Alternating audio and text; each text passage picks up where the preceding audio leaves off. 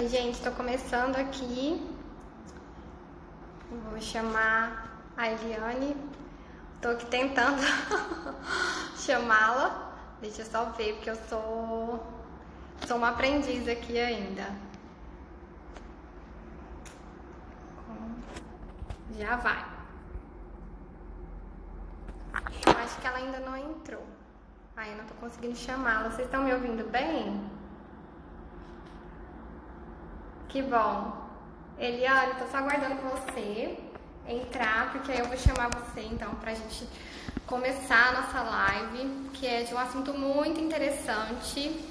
E a gente vai falar muito sobre o impacto, né, tanto na amamentação quanto na introdução alimentar em relação ao refluxo, alergia alimentar. Agora ela entrou, então eu vou chamar ela.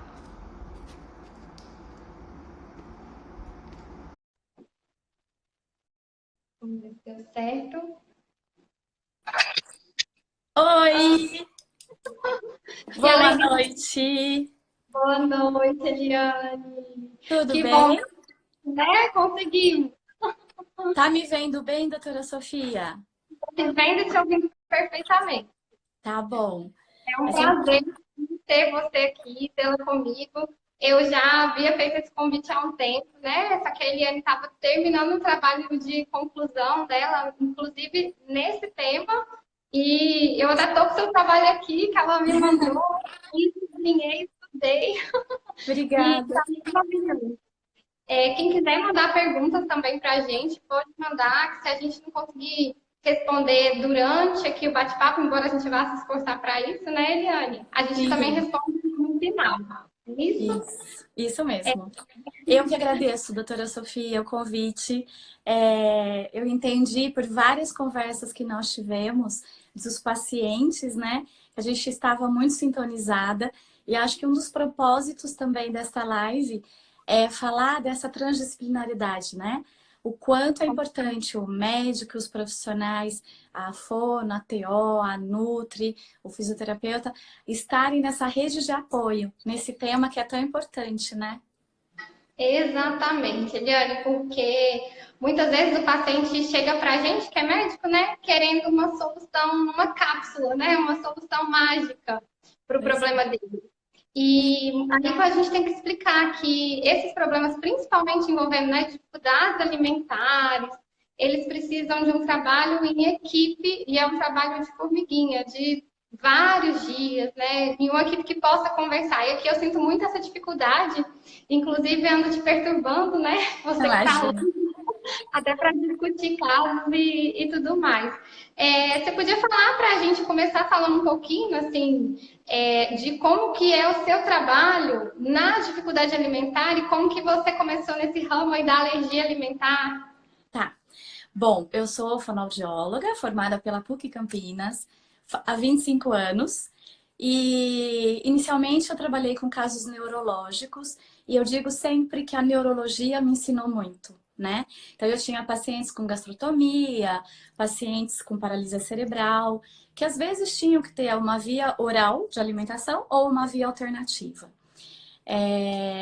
A minha filha teve um refluxo muito grande, muito intenso, que havia até a necessidade de operar, e por basicamente 8 anos eu lutei muito para ela ganhar peso, porque era um vômito intenso, ela tinha um problema de coluna, que tá aí, ela precisava operar a coluna, mas ela não operava a coluna porque ela não ganhava peso.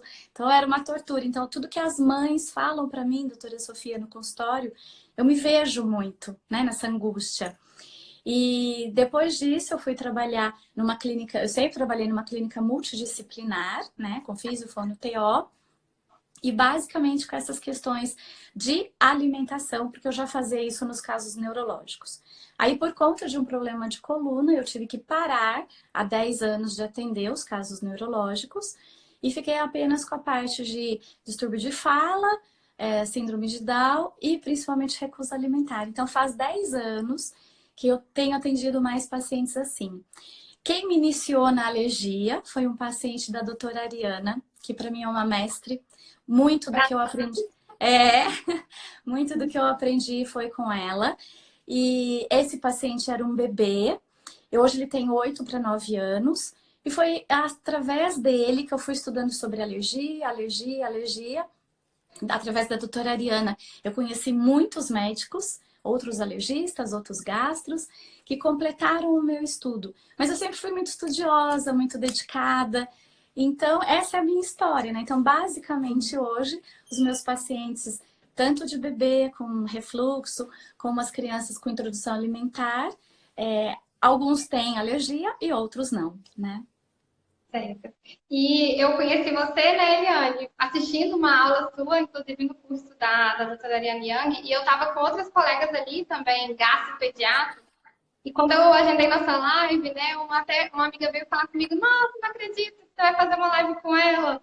Como a palestra dela abriu, né, o meu olhar e tudo, como ela estava trabalhando mais com fono, nessa parceria, e como estava fazendo diferença para os pacientes dela.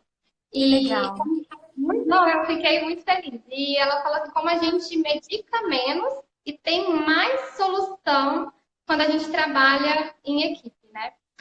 Doutora Sofia, completando só isso que você está falando, é tão importante isso, porque depois que eu entrei para o mundo da alergia, eu vi o quanto é necessário termos os médicos. Então, na neurologia, a gente sempre tinha os pacientes como grandes parceiros, mas era sempre o neurologista ou o psiquiatra. E muitos dos pacientes tinham muita medicação, né? Hoje eu vejo que a alergia também é uma patologia transdisciplinar, mas ela também, a fonoaudióloga que quer trabalhar com alergia, ela precisa estar colada na alergista, no gastro, porque a gente recebe muita informação de vocês. E o que mudou a minha história depois que eu conheci a doutora Ariana, que eu pude falar mais próximo a vocês médicos, foi isso que você me falou agora. O que é que a fonoaudióloga faz? O que é que a fono contribui para essa criança, né? Qual é o trabalho da fono? Então, agora, tentando responder a sua pergunta, o meu trabalho hoje, quando vocês médicos encaminham o paciente para fono, eu tenho que ver se essa criança tem alergia, qual é o tipo de alergia que essa criança tem, né? Se é mediada, não mediada, se é a mista, por conta dos sintomas, por conta da medicação e até qual é o comportamento que essa criança tem. E a mãe, a família fica muito sensibilizada. Então eu sempre digo, eu tenho que acolher essa família. Então no meu primeiro contato, eu acolho, eu converso com a família. Depois, num próximo momento, eu avalio a criança, porque muitas crianças que apresentam tanto alergia, ou às vezes não tem alergia, mas tem a recusa, a dificuldade da alimentação, nós, fonoaudiólogos, precisamos avaliar essa parte da motricidade orofacial. Se essa criança tem uma hipersensibilidade na língua, se essa criança tem um reflexo de vômito muito alto, porque é muito diferente você ter um gag e um engasgo. As mães têm muito medo disso, né?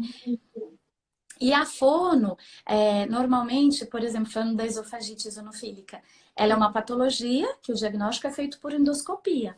Só que essa criança, muitas vezes, ela também tem alterações da sensibilidade, da mastigação, do controle da sucção com a respiração e deglutição. E isso é da fono, não é da alergia, não é da esofagite, né? Então, eu sempre digo para os médicos assim, eu avalio, tento trabalhar um pouco. Se não melhorou, então essa é a importância do médico. Doutor, me dá um tempinho para trabalhar essa situação, porque muitas vezes a criança tem essas alterações fonoaudiológicas, para poder fazer ou não endoscopia, porque muitas vezes nem é necessário, né?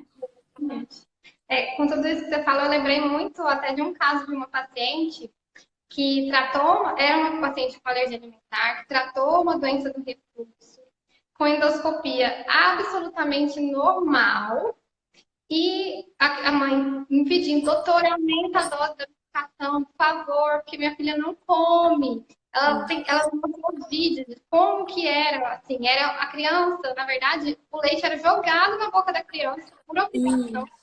A criança chorava, né, durante a alimentação.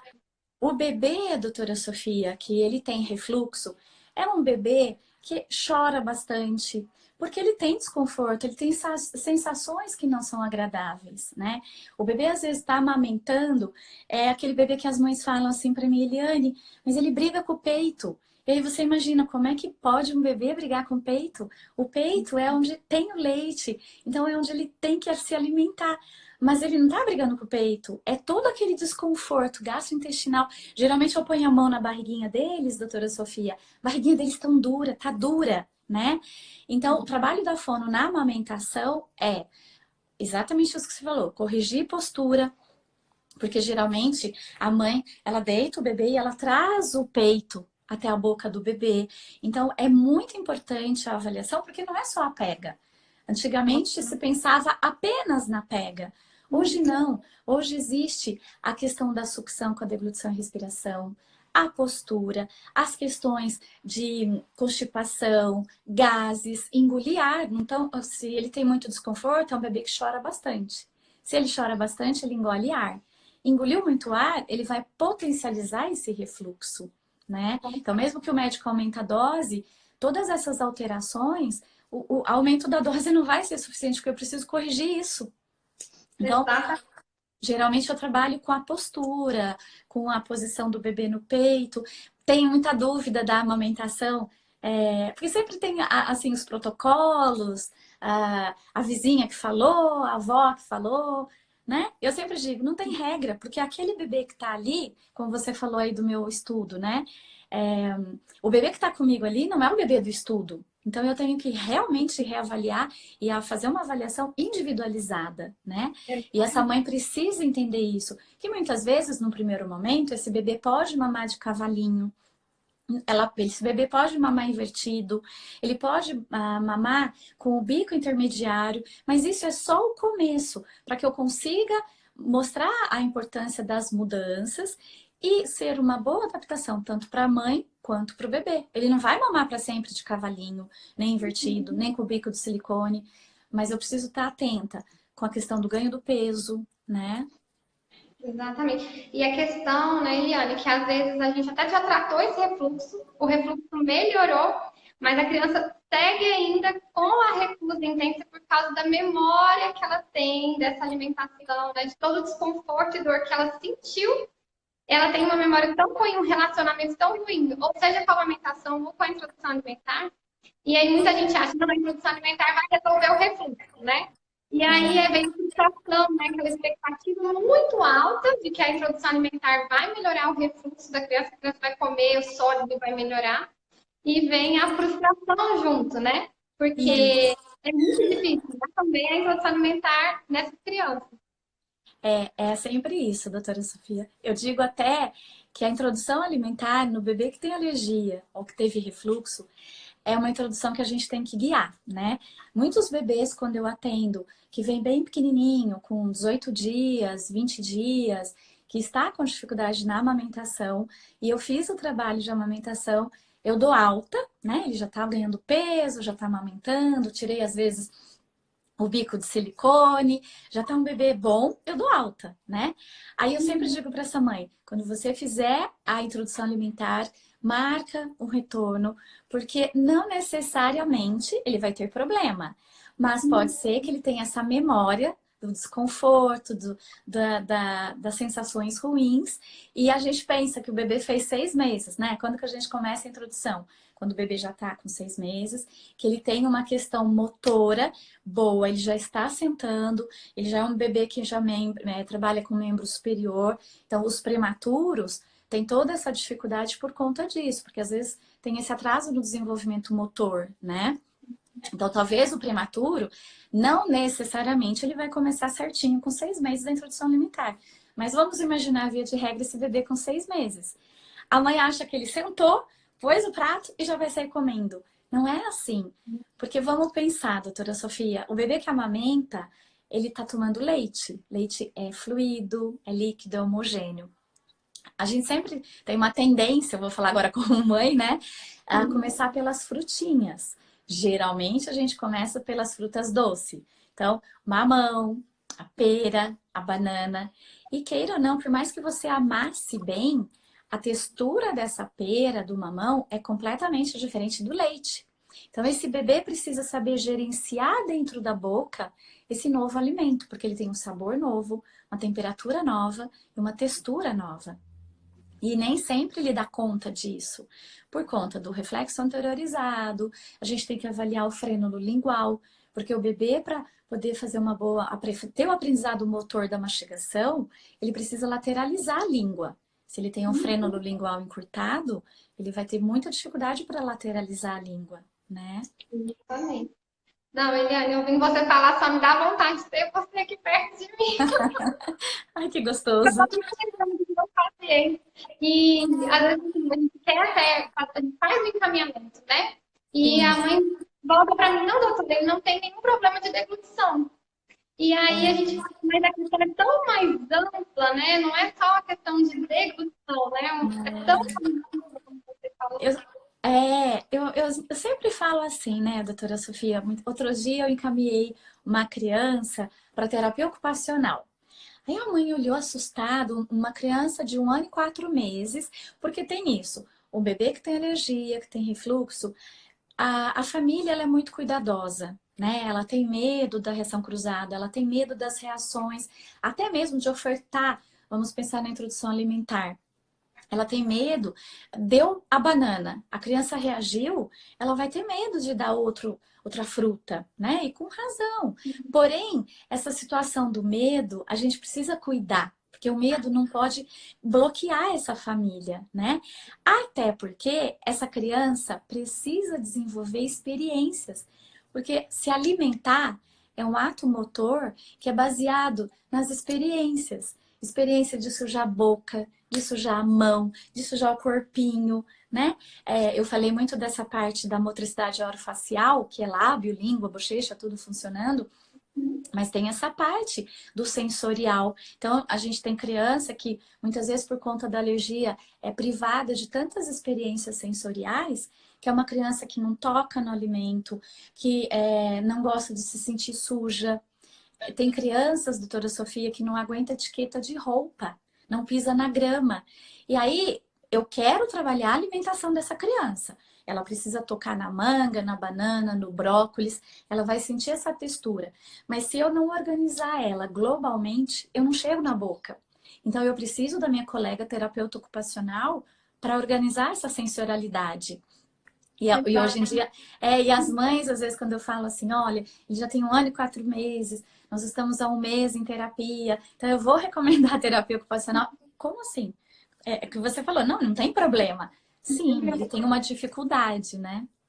Exatamente. Até a questão, né, você estava falando da tensão, do medo, e como as emoções à mesa, né, ou seja, onde for que a criança vai ser alimentada, como elas influenciam, né, e como, assim, as emoções maternas influenciam a criança, né? Ela olha para a mãe tá tensa, a mãe tá com medo. Ela já olha para aquele pratinho ali, ela fala, meu Deus, né? Isso. É uma coisa instintiva essa questão do pensamento da criança em relação às emoções ali do ambiente. É, Isso acontece no seu dia a dia também. sim, eu digo muito isso para os pais, né? Na introdução alimentar da criança, tem alergia ou não tem alergia, eu digo sempre para os pais, olha, seu bebê não foi prematuro, não teve disfagia, que é a dificuldade da deglutição, ele teve o refluxo. Só que esse refluxo, por um bom tempo, ele deu sensações orgânicas mesmo para esse bebê, desconfortáveis. Então, a hora que ele for comer o alimento, ele tem memória dessa deglutição ou desse fluido que sobe só um pouquinho até esôfago e volta. Não necessariamente ele precisa vomitar jatos para, né, para ter um desconforto. E aí o que acontece? Eu falo para esse pai, é necessário a gente criar uma rotina, você comer junto com ele vê você comendo. Eu brinco, doutora Sofia, com os pais assim. Eles trazem a comidinha, por exemplo, brócolis. Aí eu mordo junto com eles e faço nham, nham, nham. Aí teve um pai que falou assim pra mim, meu Deus, eu vou ter que ficar mastigando de boca aberta. Eu digo, não, é só nesse começo, para ele ver que você tá movimentando a boca. E outra dica que eu sempre dou é assim, muitas vezes a gente come uma coisa gostosa e a gente faz assim, Eu digo sempre para os pais, você experimentou a banana, experimentou a bolacha, o frango, coloque a sua sobrancelha para cima. Que delícia! Porque quando você põe para baixo, normalmente quando a gente está bravo, né? E se eu tô comendo, eu tenho que estar feliz. Então esse momento sem estresse. Porque um bebê que veio da amamentação com refluxo, com uma proctocolite, com alguns sinais, né, de sanguinho nas fezes, essa mãe é uma mãe que fica tensa, né? Você vê muitas vezes que a mãe vai amamentar, o ombro dela, doutora Sofia, tá na orelha. Então eu digo assim, calma, vamos relaxar o seu corpo, eu vou trazer o bebê até você, nós vamos treinar. Então eu digo sempre aqui, na minha sala, eles treinam. Então, durante a alimentação, às vezes os pais falam, nossa, mas ele não comeu tudo. Eu falei, então, aqui eles vêm para aprender sobre comida. Eles vêm aprender a comer, mas vai ser lá na sua casa, no seu dia a dia, no conforto, que ele vai poder desenvolver essas habilidades.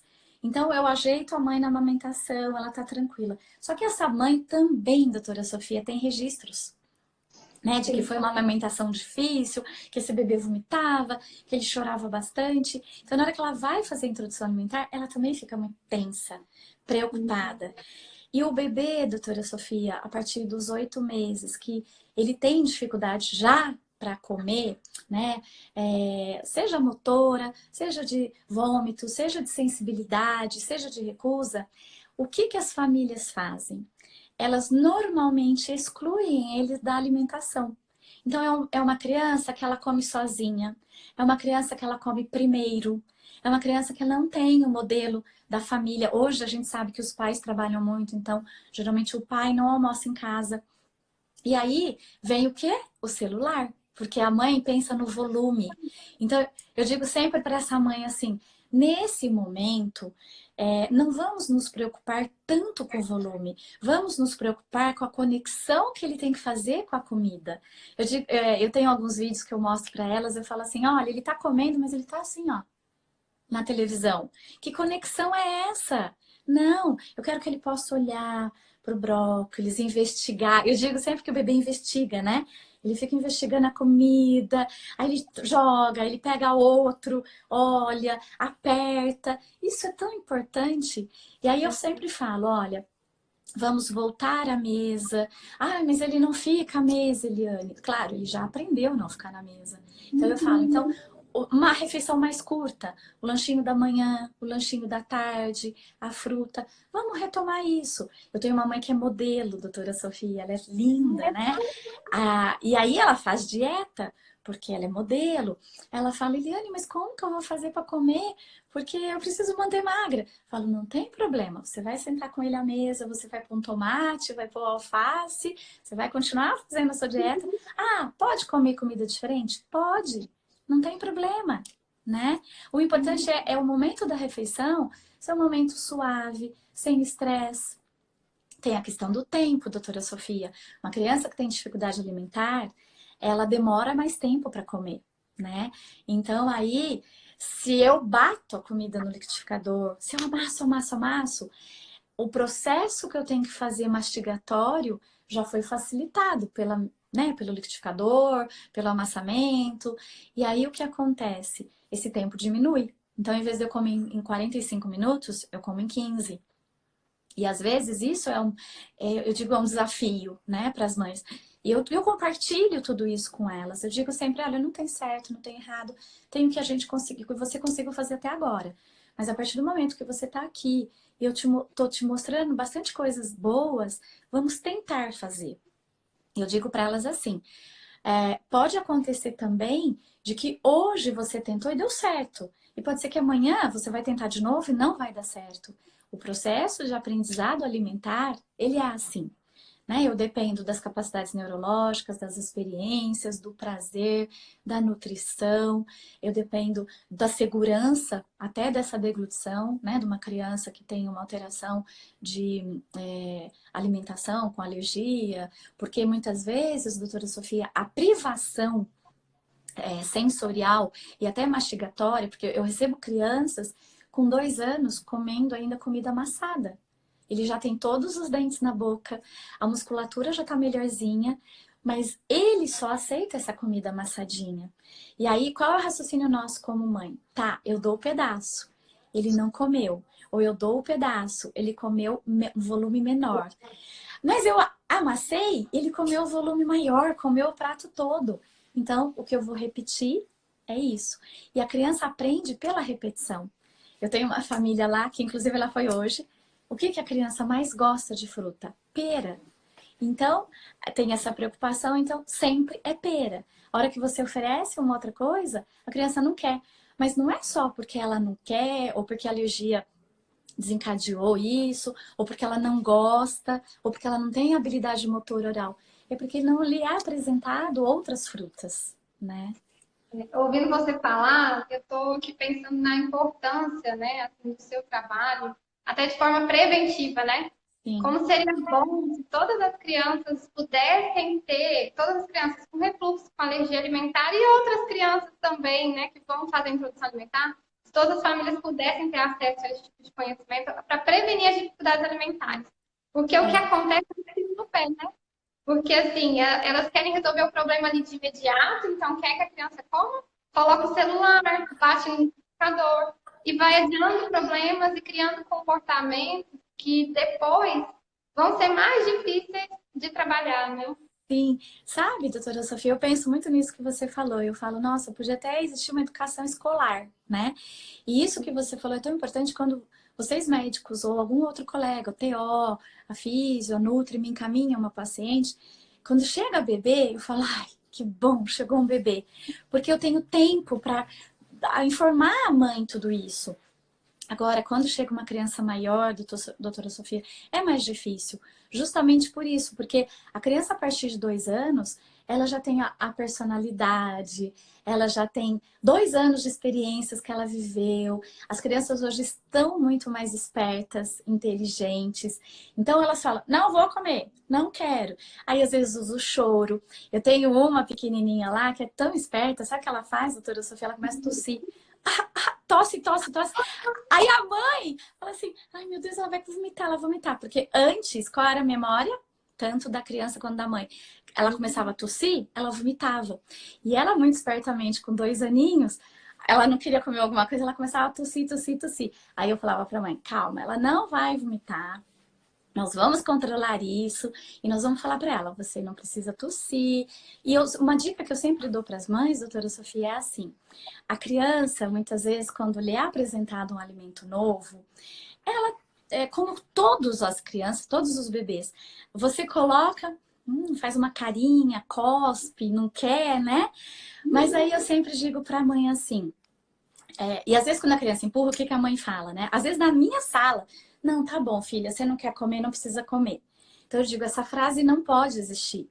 A gente tem que criar outros artifícios. Então, eu tô entendendo que a criança não quer, mas eu não posso endossar isso. Então, eu sempre ensino as mães a falarem assim, tá bom, filha, nesse momento você não vai comer, eu vou guardar. Agora, então, vamos fazer tal coisa. Mas evitar essa frase do, tá bom, você não quer comer, então não come. Eu tive E uma... ele não gosta, né? Eles falam muito assim, ele não gosta disso, disso, disso, disso, disso. E a criança só fica ouvindo, a minha mãe falou que eu não gosto de nada Isso, disso, eu não gosto, né? tá. Então, Doutora Sofia, tem uma pergunta aqui que é assim: meu filho come legumes, tubérculos, vegetais e ama salada desde pequeno e hoje tem 7 anos, é APLV e ovo. É da Gerlane. Então, assim, às vezes, isso é uma pergunta interessante, porque a criança, o bebê que tem refluxo e a criança que desenvolve uma dificuldade alimentar, ela pode sim chegar numa idade maior, 6, 7, 8 anos, com muito mais restrições, mas crianças maiores, eu sempre digo assim, a avaliação tem que ser muito criteriosa, justamente porque entram os aspectos comportamentais, emocionais. Criança grande, doutora Sofia, eu já tive mãe que chegou e falou para mim assim, aquilo que você falou da frustração é perfeito. A mãe fala para mim, Eliane, eu já fiz de tudo. Eu fiz a cenoura, o brócolis, a mandioquinha, tudo separadinho. Fiz curso tal, fiz o curso tal, pratinho colorido. Ele não come. Ela falou, eu fiz isso 2 meses. Só que eu parei, porque eu cansei. Aí eu olhei para essa mãe e falei, eu compreendo você, eu entendo, porque realmente nós ficamos frustrados como mãe. Porque você faz tudo, você compra o copo colorido, a colher colorida, e a criança não come. Então é desesperador. sim, com certeza, é desesperador. Em casa, né, eu tive também uma experiência, eu tenho um filho e ele nasceu durante a minha residência de gastro-pediatria. Eu estava terminando já a residência. É. E ele começou logo, já começou uma dificuldade na amamentação. E minha obstetra, ela era muito esperta, então ela me falava assim, Sofia, pediatra geralmente acha que sabe tudo e tem dificuldade na amamentação. Então eu já fui assim, né, aberta a essa dificuldade.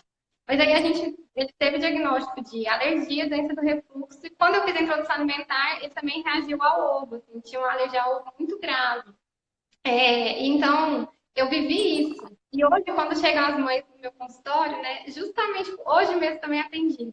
A mãe tentando amamentar, o bebê não consegue fazer o vedamento, a sucção adequada, se joga para trás, engole ar, como você falou, né?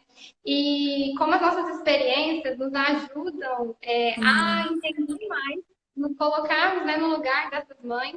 E hoje eu fico pensando assim, que que eu tive dificuldade como mãe e me senti frustrada muitas vezes. E meu marido, ele sabe o que eu falo como médica e o que eu, às vezes, como mãe, quero fazer, ele fala para mim, olha, você fala que não pode fazer isso, né? Aí eu, é verdade, não pode fazer isso. Então, não vamos fazer. Mas existe uma luta, né, assim, do que a gente sabe que não pode fazer, que não deveria fazer, e do que a gente quer ali resolver momentaneamente. E hoje que eu vim falar, eu penso assim, como talvez se eu tivesse tido uma ajuda, porque eu como médica sozinha não conseguia resolver. E mesmo eu até me questionei, gente, será que eu tô, porque eu tô na residência, eu tô inventando coisa, né? Eu levei todas as minhas professoras, elas falaram, não, Sofia, é isso mesmo, né? Mas como faz diferença, como teria feito, assim, diferença na minha vida até um profissional, uma fono, que tem essa experiência que você tem, esse olhar que você tem. Por isso Verdade. que hoje eu até falei assim, para você, né? Eu falei, Eliane, eu quero que você fale nessa live, porque eu quero aprender com você. Eu acho que tem muito a compartilhar, né? O seu trabalho, né, que você fez, assim, que eu acho que você precisa publicar, porque poucas referências bibliográficas em relação a casos publicados na literatura, né, de Sim. alergia alimentar e dificuldade alimentar, né? Falando então da minha tese, doutora Sofia, e que bom que você leu, né? Quem sabe, né? Eu publico. Eu sempre penso que informação é prevenção. Eu sempre digo isso, né? Nos meus posts, com as mães. Porque quando muitas vezes a gente faz errado, porque a gente não sabe, né? Mas a partir do momento que a gente sabe, é isso que você falou. Como mãe, eu sei. Tá, tudo bem, hoje eu tô com muita dor de cabeça, tô cansada, não vou fazer. Mas amanhã eu vou estar bem, então eu vou fazer, porque eu já sei que é importante.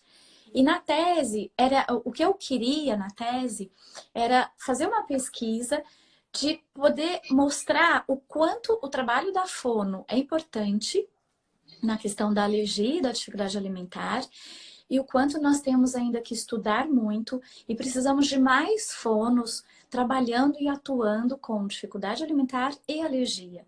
Eu sempre digo assim, eu sou formada há 25 anos, dificuldade de alimentação, nós fonoaudiólogos sempre trabalhamos, né? Como eu te contei, a minha iniciação no trabalho foi com casos neurológicos. Quem atende caso neurológico sabe muito bem que a gente tem que trabalhar. Primeira coisa, deglutição de saliva, né? Uma criança com paralisia cerebral, a gente precisa trabalhar coordenação de respiração com sucção, com deglutição, porque essa pessoa, portadora de uma necessidade especial por alteração neurológica, ela tem que sobreviver. Não é incomum nós termos crianças neurológicas com gastrotomia, né? Porque ela ainda não tem uma habilidade boa. Então, a questão da alimentação é uma coisa que a fonoaudiologia sempre atuou. Mas o que eu digo sempre é, trabalhar com alergia é muito específico, né? Porque a alergia, ela tem tantas facetas, né? Eu tenho uma criança que tem alergia e ganha peso. Ou eu tenho uma criança que tem alergia e não ganha peso. Eu tenho uma criança que faz o exame e dá positivo, mas ela já está sensibilizada. Então ela continua comendo. Eu não vou fazer restrição desse alimento para essa criança, porque o exame dela deu positivo, principalmente porque ela já está sensibilizada. Então não deve se fazer essa restrição assim. Ao contrário, a gente tem que, como você falou do ovo, mesmo o bebezinho, essa introdução tem que acontecer. né? E aí, doutora Sofia, eu quero justamente isso com esse trabalho, que as fonos leiam, porque eu fiz uma pesquisa em todas as bases, foram mais de 2.000 artigos, e o que eu encontrei foram só artigos médicos. E de fono, eu encontrei apenas o artigo da Patrícia Junqueira, que é uma amiga querida, que também trabalha muito com isso, e de uma psicóloga que citou na equipe dela o trabalho da fono. Mas para você ver o quanto é importante. Por quê? Porque a alergia está aumentando muito. Então a gente precisa que mais fonoaudiólogos avaliem e não interprete como agora a doença da moda é alergia. Ah, é frescura. Eu tive o caso de uma criança que eu acabo avaliando crianças de outras regiões, né? Eu avaliei criança do Mato Grosso, eu avaliei criança do Recife, criança lá de Cascavel do Sul, que vem para fazer avaliação comigo. E aí é isso que você falou, chega nessas regiões, não tem fono que tem essa visão. Eu encaminhei para uma colega e liguei para essa colega e falei, olha, essa criança tem uma alergia alimentar, ela não tem disfagia, que é uma especificação da fonoaudiologia, né, a dificuldade de deglutição. É uma criança que não tem quadro neurológico, mas ela tem muita dificuldade para se alimentar por conta da alergia. Ela tem uma alergia a glúten e a ovo. Então, a criança que tem alergia, doutora Sofia, ela acaba sendo restritiva também pela própria alergia, né? E aí ela também não desenvolve essa habilidade, por quê? Porque ela sempre comeu coisas selecionadas, porque não pode ter glúten, porque não pode ter leite, porque não pode ter ovo. Então, pela própria alergia, os grupos do que ela pode comer também são menores. E aí ela se torna uma criança restritiva. E a fono tem que trabalhar com essa criança. Só que muitas vezes, algumas colegas, por não conhecerem muito sobre alergia, falam, mas se ela não tem disfagia, eu não tenho o que fazer. Ou, tenho dificuldade alimentar e vou trabalhar. Só que a criança com alergia, a gente não pode pôr qualquer coisa na boca dessa criança. Então, eu digo sempre assim, né? Eu tenho amigas que têm um consultório cheio de guloseimas, cheia de Nutella, cheio de bexiga. Eu não tenho isso no meu consultório. Eu não posso ter. O alimento que eu ofereço às crianças é o alimento que a família traz. Porque a família sabe muito bem o que essa criança pode comer, né? Então, eu digo assim, esse trabalho tem essa intenção de conscientizar o que é alergia e associar a alergia com o trabalho da fono. Que a fono, porque é muito sério, né, doutora Sofia? Eu atendi uma criança que veio do Amapá. E ela ia passar primeiro aqui em Campinas com a doutora Ariana. Que normalmente é isso que eu faço. Passa primeiro lá e depois comigo e tal. Não, ela veio primeiro comigo e foi pra lá. Na hora que eu peguei os resultados do exame, reagente a tudo. Falei, Jesus, misericórdia, não vou pôr nada na boca dessa criança. Aí eu fiquei desesperada. Aí mandei um WhatsApp e a doutora Ariana falou, não, pode dar porque ele já tá sensibilizado, né? E dei com muita calma. Então, essa consciência que o profissional fonoaudiólogo ou o terapeuta ocupacional, que também está entrando agora na alergia, precisa ter. Do risco que é ofertar alguma coisa para essa criança alérgica. Então, a fono trabalha com dificuldade de alimentação há muito tempo? Sim, trabalha há muito tempo. Porém, com alergia há bem pouco tempo, né? Como você disse, eu sou uma das precursoras, sou uma das que começamos agora a trabalhar com isso.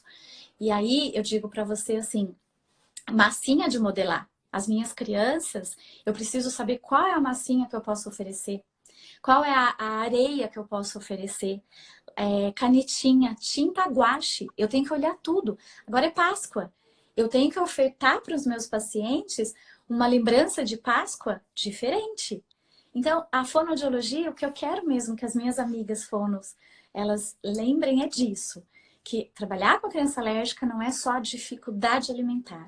Mas você também tem que ficar com o olho ligado na alergia, nas reações que essa criança pode ter.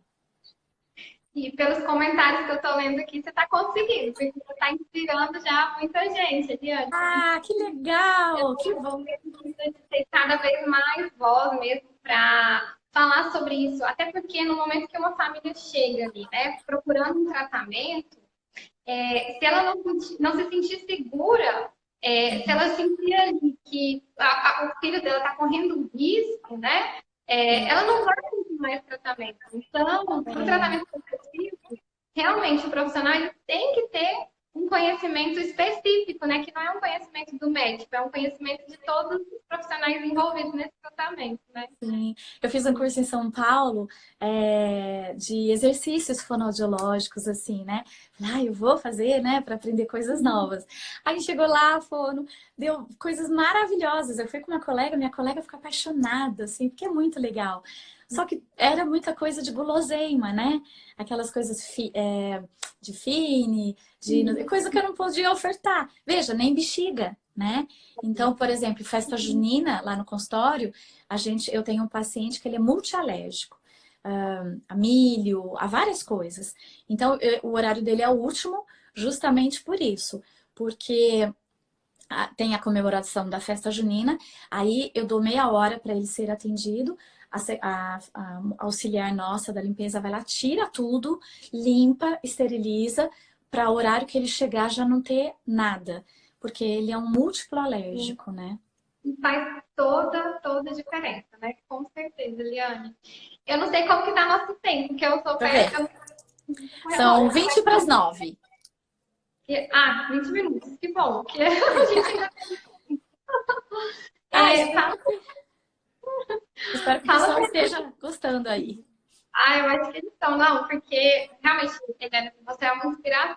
Se eu for ficar falando aqui de pano honrada, eu realmente estou de ter você aqui.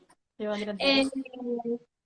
Fala um pouco pra gente, assim, no seu dia a dia, o que você puder dar mais alguma dica para os pais que estão começando a introdução alimentar, ou mesmo dica na amamentação para as mães. Sim. Você tem alguma dica que a gente consegue dar por aqui? Sim. As dicas, doutora Sofia, são assim. Então, por exemplo, na amamentação, o bebê que tem refluxo, o bebê que tem alergia, como eu falei, é um bebê que chora muito. Então, muitas vezes eu escuto tanto isso no consultório. A mãe fala assim, eu fecho todas as janelas, eu deixo tudo escuro. Ou, eu vou amamentar no quarto, eu deito na minha cama, procuro o melhor conforto. O que eu posso dizer, que eu digo sempre para essa mãe, a primeira coisa é você tentar estar tranquila para que você esteja numa boa postura, uma postura confortável, né? Nem muito inclinada para trás, nem caindo sobre o bebê. O ideal é que essa mãe esteja bem sentada. Ela pode colocar aquela almofada de amamentação, tentar verticalizar o bebê. A gente sabe que quanto mais verticalizado ele ficar, melhor. Hoje mesmo eu dei uma dica para uma família, porque normalmente os pais ficam dentro da sala comigo. E eu estou muito feliz, doutora Sofia, porque os pais, os homens, estão participando muito. E aí esse pai que foi tão interessante, porque por mais que eu estivesse orientando, ele falava assim, não, mas esse bebê, ela não tá confortável assim, porque eu coloquei ela mais verticalizada para amamentar, né? Aí eu falei para ele, olha, eu vou te dar uma dica, que essa é a dica que eu dou para eles, eu vou dar aqui também. Observa a orelha. A gente sabe que o ouvidinho do bebê tem ligação com o nariz, com a tuba auditiva. Então é muito comum, tanto o bebê da mamadeira, que acaba, né, indo para mamadeira, tomando fórmula, é um bebê que tem pode ter ocorrências de otite. Por quê? Porque essa tuba auditiva acaba ficando aberta e vai líquido e desenvolve uma otite. Então eu digo para os pais assim, olha, doutora Sofia, eu vou virar um pouquinho, né? Quando você deita, a sua orelha fica horizontalizada. Se você inclinar um pouquinho, você já verticalizou ela. Então eu sempre digo para os pais assim na amamentação, olha a orelha. Até porque, se você pensar nessa deglutição, olha como fica a minha laringe. Olha como fica mais difícil para deglutir. Se eu faço um movimento de elevação, auxilia a anatomia da deglutição. E isso, doutora Sofia, os bebês neurológicos também a gente tem que fazer muito essa orientação. Então, o bebê que tem um desconforto, que vai mamar, e ele tá assim, ou no próprio seio, ele fica assim, por que ele também joga a cabeça muito para trás? Porque sabiamente, a gente sabe que faz isso, via aérea abre. Via aérea abriu, eu respirei. Só que tem leite ali, né? Ele vai aspirar. Então, essa posição mais para frente é uma das dicas que eu dou para amamentação. A postura, né? E aí, lógico, depois é importante avaliar mesmo se o bebê está fazendo a pega correta, se o freno lingual está correto, o quanto que ele está fazendo de ciclos de sucção com deglutição. A criança, na introdução alimentar, eu sempre dou a dica para os pais assim, você vai ofertar a fruta, deixa ele pegar a fruta com casca, descasca na frente dele. Eu tenho relato de mães que falam muito isso para mim. Eliane, eu percebo que quando eu trago a fruta, que eu descasco na frente, que eu dou a casca para brincar, enquanto eu vou picando, vou cortando, eu vejo que o volume aumenta do que ela comeu. Eu falei exatamente isso. Óbvio que a gente não vai fazer isso para sempre, mas pelo menos nessa introdução, por isso que chama introdução, né? Conhecer. Aí você faz com a banana, faz com a mexerica, faz com o mamão, brinca com a bolinha. A dica que eu falei, né, da gente evitar, não, se você não quer comer, não coma. A outra dica que eu dou é evitar o não, né? Porque muitas vezes a criança vai comer, ela morde a banana, vai aquele pedação. A gente fica com medo do engasgo, o que a gente fala? Não, tá grande, vem cá. E a gente faz um movimento mais abrupto em cima da criança, a gente fala o não. Então eu sempre digo para os pais assim, olha, eu sei que é difícil controlar isso, mas ele tá lá com uma mão, né? Eu dei uma mãozinha, ele tá lá com a bolinha, o teu medo é que ele coma a bolinha. Aí você tira dele e fala assim, a bolinha a mamãe vai pôr aqui no prato. A bolinha a mamãe vai pôr aqui no prato. Olha, dá para brincar. Depois a gente brinca com a bolinha. Olha, a bolinha faz massinha. Então, tirar a atenção do não, né? Porque realmente ele não pode comer, mas se você fala não, já parou para pensar, doutora Sofia, quantos nãos a gente fala por dia para criança? É a primeira palavra que eles aprendem, né? É. Geralmente.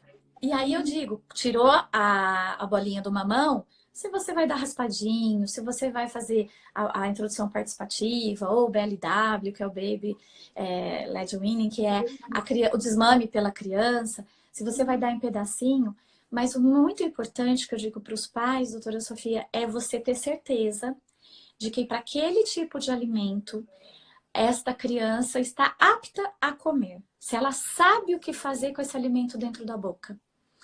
Porque eu tive uma criança que chegou para mim, que a mãe queria muito fazer o BLW, mas ele foi um bebê prematuro, ele teve refluxo, então motoramente ele estava com 7 meses e ele não sentava, sem apoio. Eu disse para ela, não podemos fazer o BLW agora. Eu fui fazer o BLW com 10 meses. Eu falei, eu preciso preparar essa boca dele, diminuir esse reflexo de náusea que ele tem. Ele tinha um movimento muito da linguinha de trás para frente, então toda a comida era mais cuspida. Então eu disse, vamos trabalhar isso para depois fazer o BLW. Uma dica que eu dou também para as mães é assim, na introdução. Elas sempre chegam com aquelas colheres lindas, maravilhosas, coloridas, que tem até temperatura, mas por incrível que pareça, a melhor colher é a colher de metal. Porque a colher de metal, ela passa já informação para essa criança. Se você vai dar a papinha é morninha. Então, na hora que você coloca a colher em cima da língua, ela já recebe a informação de uma temperatura mais morninha. Se eu vou dar uma fruta, né, o mamão, a pera, raspadinha, geralmente está na temperatura ambiente. Então ela é mais fresquinha. Na hora que eu coloco a colher, ela também já sente a temperatura mais fresquinha. E quando a gente tem uma criança com dificuldade alimentar, a gente tem que trabalhar 3 coisas: sabor, temperatura e textura. Sabor. Se eu só dou a pera, ela vai comer só a pera. Temperatura. Se eu só dou quentinha, ela só vai querer quentinha. Se eu só dou fria, ela vai querer fria. E textura, se eu dou tudo liquidificado, ela sempre vai querer o liquidificado. E a partir do momento que eu colocar um grãozinho na boca, ela vai engasgar. Ela não vai ter uma boa habilidade, ela vai cuspir essa comida. Aí, às vezes, as mães fazem a referência com a preferência ou com a alergia. Então, eu digo para as mães assim, nós precisamos primeiro descobrir qual é a preferência dela e diferenciar preferência de dificuldade. Então, lá no consultório eu vou mostrando para ela, olha, ele realmente não está pronto ainda para comer o mamão ou o melão em pedaço. Vamos continuar amassando, dando mais homogêneo, porque ele ainda não está pronto. Aí teve uma mãe que a criança começou a comer, ele adorava o hambúrguer do McDonald's. E aí o arroz, o feijão e o macarrão ele não comia.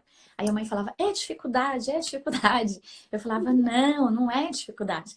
Aí um dia eu falei, traz aqui o lanche. Ela comprou o lanche e levou. Doutora Sofia, ele comeu até o picles. Então você entende que não é dificuldade, é preferência. E é isso que o profissional tem que fazer. Auxiliar essa família a ter esse olhar, né? Então, as colheres, eu sempre digo assim, claro, a criança veio, eu não faço essa mudança da colher logo de metal na primeira sessão, não. Eu sinto a família, eu faço a família confiar, até porque esse bebê precisa confiar em mim também, que eu não vou apertar a boca dele, que eu não vou colocar comida assim dentro da boca dele. Ele precisa saber que ele está seguro comigo. E aí, aos pouquinhos, a gente vai fazendo a transição desse utensílio, né? Maravilha! Que dica maravilhosa! Essa da colher eu não conhecia, para ser bem sincera e bem humilde aqui. A gente suas É. dicas maravilhosas. Como tá rico, né? Aqui o conhecimento. Porque a colher, doutora Sofia, eu vejo em lojas de bebê, eu tô sempre em feira de bebê, loja de bebê, eu adoro, né? Não tenho mais bebê, mas adoro. E vou até para conhecer o que está sendo feito. Então, muitas vezes, tem aquele kit, que vem o garfinho, a faca e a colher. Só que aquele kit, a colher é muito larga. E aí você coloca dentro da boca, a criança morde. Então, eu sempre digo para as mães assim, a colher tem que ser do tamanho da língua, da borda da língua da criança. Porque a colher você tem que colocar em cima da língua. Se ela é maior, a criança não vai conseguir. Ela vai morder, ou ela vai ter náusea, ela vai ter ânsia. Então, a dica também é uma colher rasa. A gente não quer uma colher que a gente chama colher concha, porque a criança não vai saber fazer isso ainda, usar lábio superior. E a nossa tendência você coloca a colher e limpa. Você coloca a colher e limpa. Mas a criança na colher, ela precisa desenvolver isso aqui de tirar o alimento da colher, né? E isso, se é uma colher funda, uma colher concha, a criança não dá conta. Então, a colher tem que ser mais estreita. Eu gosto muito da colher de chá. A colher de café é muito pequenininha. A colher de sobremesa eu acho grande. Mas isso também tem que ser avaliado do tamanho da boca de cada criança, né? Então, Que ficar maravilha. atenta nisso. Olha só os comentários, né? Tá vendo? Como eu gostaria de saber isso há 23 anos atrás. Pois é, Mas eu também. aprender, né? Porque depois dos filhos vem os netos, né? Então a gente sempre Isso. pode Sem aproveitar esse conhecimento. conhecimento não é perdido, né, doutora Sofia? Olha, nós temos 8 minutos. Ai, que pena, parece que eu podia ficar aqui mais umas 2 horas. Pois Tem é. muita gente aí querendo ler seu trabalho, né? Passa aí nos comentários também. Então, depois uma ideia que você podia fazer até um e-book, colocar lá no seu Instagram para o pessoal baixar, alguma coisa Boa. assim. Pois é. Porque como faz diferença, né? A gente ter uma visão de fono especialista nisso tudo que você é especialista, né? Com tanta experiência. E se você puder levar isso, imagina quantas vidas de criança você não vai melhorar, né? E como vai facilitar meu trabalho. Sim. Doutora Sofia, tem uma pergunta aqui que é da Nicole, que é assim, como faz quando minha bebê... Não, como faz quando minha bebê demorou a comer, veio os dentes e agora ela não quer comer de jeito nenhum. Ela só quer fórmula, ela vai fazer 1 ano. E aí, ela quer saber como estimular. Então, assim, a criança, motoramente, tem uma diferença de você mamar no seio, mamar na mamadeira e mastigar. É aquilo que eu falei, quando chega bebezinho, eu fico muito feliz porque é mais fácil. Porque ele já não tem tanta memória, né? Aí, como eu falei, a partir de 1 ano, essa criança já tem uma memória maior e ela tem as experiências que elas viveram ou não. Então, muitas vezes, comer, mastigar, eu sempre digo isso para os pais, doutora Sofia, dá trabalho mastigar, cansa mastigar, porque a gente está falando de um rosto que tem musculatura. São músculos que precisam ser trabalhados como numa academia. Se eu quero ter minha barriga de tanquinho, eu preciso ir na academia fazer abdominal. Se eu não vou, a minha barriga não vai ser de tanquinho. E o rosto é a mesma coisa. Os músculos da face são os mesmos que a gente usa para falar e para comer. Se eu tenho um bebê que chegou a 1 ano, né, com uso de fórmula, eu não sei qual é a história da Nicole, tá, Nicole? Mas existe uma tendência da criança a buscar o conforto. E aí, se o conforto dela, ela se sentiu bem alimentada com a mamadeira, o volume do alimento vai ser menor mesmo. Então, ela até coloca, né? Veio os dentes e agora ela não quer mais. Os dentes também modificam um pouco isso, porque tem criança que sofre com o nascimento dos dentes. Tem criança que tem diarreia, tem criança que tem febre. Eu tive casos de crianças que eu tive que caminhar para o dentista porque o dentinho saiu do lado da bochecha, né, a face vestibular, mas a face lingual não saía. E aquela criança irritada, irritada. Eu tive que mandar para o dentista para ele avaliar e fazer o que fosse necessário. Então, dente também é uma coisa que altera um pouco isso. E lembrando sempre, né, Nicole, doutora Sofia e todos que estiverem me ouvindo, a criança, ela cria hábitos. Então, se de repente, porque nasceu o dentinho, porque ela teve uma febrinha ou porque ela começou a recusar muitos os alimentos sólidos, nós como mãe, a gente facilita. Se a gente facilitar essa comida por uma semana, 10 dias, ela já acostumou. E aí, a hora que você quer introduzir de novo os pedaços, ela já se acostumou, né? Então, por isso, doutora Sofia, é muito importante o médico pedir sempre a avaliação da fonoaudióloga, né? Muito, muito importante. Eu espero que também colegas médicos, que eu vi aqui algumas também assistindo, então eu espero que faça diferença. Eu vi que tem muitas fonos, né, também, e todas elas eu aprendendo muito com você. Mas a importância do trabalho em equipe, né? Inclusive, uma das que comentou aqui é uma fono que foi paciente minha, não é mais que eles mudaram de cidade, e o filho dela teve um recurso muito importante, ainda tem, na verdade, um difícil tratamento, e ela fono, muita dificuldade na amamentação, então, assim, como a gente precisa de um trabalho em equipe para atender as crianças. Até porque mãe é mãe, né, doutora Sofia? Ela precisa de ajuda de uma colega mesmo. E trabalhar com a alergia alimentar, com refluxo, seja a patologia que existir, é muito importante ter todos os profissionais se falando, conversando, porque quem vai ganhar é o paciente. O paciente é a família, né? A questão psicológica, a questão emocional, a questão nutricional, né? Eu tenho muitas amigas, doutora Sofia, tanto na terapia ocupacional, quanto na psicologia, quanto na nutrição. Os médicos, eu sou fã, porque eu aprendo muito com vocês. Tudo que eu aprendi de alergia foi com vocês. E acho que a gente... acho que a gente tem 3 minutos só. A gente tem alguma pergunta, né, para Eliane, que eu tô... tem uma consulta comigo, ó, Nicole. Se eu pudesse te encaminhar, ó. Ô, Nicole. Mas a doutora Sofia tá já apta para fazer bastante coisa com vocês aí. Né? Meu Deus, preciso muito treinar alguém com você, Eliane, para poder ter um trabalho mais global. Doutora Sofia, então, muito obrigada pelo convite. Passou tão rápido. Minha avó dizia que quando passa rápido é porque foi tudo muito bom, muito gostoso. Então, quero agradecer a presença de todos vocês. Depois a doutora Sofia me passa as questões, eu revejo. Eu consegui responder, eu vou responder sim. Estou à disposição para colegas, para os médicos, para os profissionais das áreas afins. E foi um prazer imenso estar aqui hoje com você. Eliane, o prazer é todo meu, de verdade. Assim, como eu queria e como a nossa conexão, né, que a gente falou assim, mais uma conexão através da internet, por enquanto, né? Isso. Mas como essa conexão que a gente tem, nosso modo de trabalhar, das nossas preocupações, essa empatia que a gente tem com os nossos pacientes, né? Como isso tudo nos uniu e como eu tenho realmente aprendido. Eu li, reli seu trabalho, sublinhei, circulei, e eu acho muito relevante, eu quero mesmo que você tenha voz, mais voz e leve seu conhecimento para várias fonos e que chegue até vários pacientes também, e profissionais de saúde, médicos, toda a equipe, e faz toda a diferença. Muito obrigada. Eu vou salvar a live, né? Vai dar certo. Vai salvar? Vai. Muito obrigada. Essa conversa mais, quem sabe a gente marca uma outra live para mais pessoas. Tá.